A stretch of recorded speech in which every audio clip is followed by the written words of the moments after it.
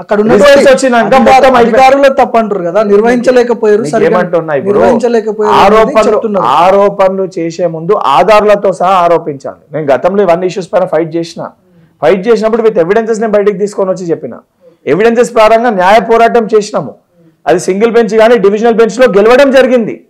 ఈ రోజు కూడా సరే ఆ స్టూడెంట్స్ ని మిస్లీడ్ చేస్తూ కేటీఆర్ కానీ దానికి సంబంధించి ఎమ్మెల్సీ దాసోజు శ్రవణ్ కానీ పల్లె రాజేశ్వర రెడ్డి కానీ వీళ్ళందరూ ప్రగతి భవన్ లో కొంతమందిని పిలుచుకొని మాట్లాడి ఆర్ఎస్ ప్రవీణ్ కుమార్ గారు మానిటర్ చేసి ఢిల్లీకి పోయి అడ్వకేట్స్ ని హైర్ చేసి ఫైనాన్షియల్ గా మేము వేస్తాం ఎట్లా ఆపండి అని చెప్పి ఎందుకు పాపం వాళ్ళ జీవితాలతో చెలగాట మారుతారు. 10 ఏళ్లలో నిజంగా మీకు చిత్తశుద్ధి ఉంటే, మీకు నిబద్ధత ఉంటే మీరు 2 గ్రూప్ 1 వస్తుండే, 2 కాకపోతే 4 వస్తుండే. ఇచ్చే ఒక సోయి లేకుండే, మీకు ఇయ్యాలని ఒక ఆలోచన లేకుండే, ఇచ్చిన ఉద్యోగాలను కూడా అమ్ముకుర్రు కదా. సరే అమ్ముకుర్రని తేటతెల్లమైంది కదా.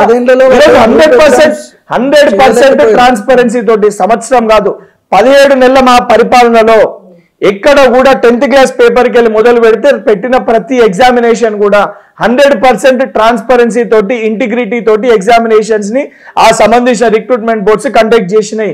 దానికి నిలువెత్తు ఉదాహరణ ఎక్కడ కూడా మీకు ఏడ కూడా లీకేజ్ కానీ ఎటువంటి ఆరోపణలు బయటికి రాకపోవడము. లాస్ట్ 10 years లో 10th క్లాస్ పేపర్కి వెళ్ళి మొదలు పెడితే గ్రూప్ 1 వరకు ప్రతి చోట పేపర్లు లీక్ అయినట్టు, అంగట్లో ఏదైతే సరుకు అమ్మినట్టు, ఈ క్వశ్చన్ పేపర్లను అమ్మినట్టు ఆధారాలతో సహా బయటకు వచ్చినాయి. అది స్వయంగా గత ప్రభుత్వంలో ఆ సంబంధించిన అధికారులు, ఆ సంబంధించిన చైర్మన్లే ప్రెస్ మీట్ పెట్టి మాట్లాడినరు. ఈరోజు అది లేదు అని మీరు అన్నది 100% కరెక్ట్. ఇంకా ఎప్పుడు ఇస్తారు నోటిఫికేషన్స్, ఎప్పుడు ఇస్తారంటే ఉదాహరణకి ఇప్పుడు గ్రూప్ 1